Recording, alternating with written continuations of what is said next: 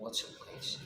For today's video is magbibigay ako ng tips kung paano nga ba magkaroon ng million views dito sa YouTube.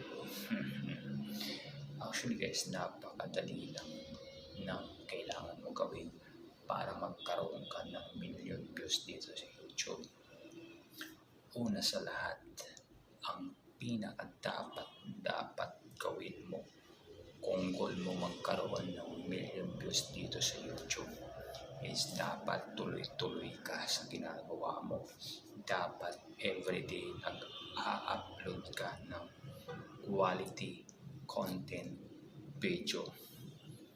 Tingnan natin 1 year kapag tuloy-tuloy ka sa pag-upload everyday 1 video. Tingnan lang natin kung hindi ka magkaroon ng million views. Kasi ang sekreto guys sa buhay, dapat kasi talaga consistency ka. Kasi kapag consistent ka sa ginagawa mo, sure ako na may papatutunguhan talaga yan.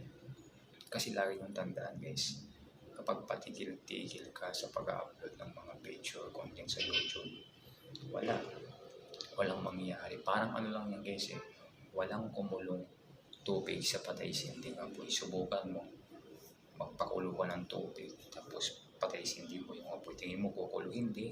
So ang sekreto para magkaroon ka ng 1 million views or more million views dito sa TikTok or sa YouTube man, kung saan mo man pinapanood tong video ko na to, ang sekreto lang guys is dapat consistent ka sa ginagawa mo. Tuloy-tuloy lang.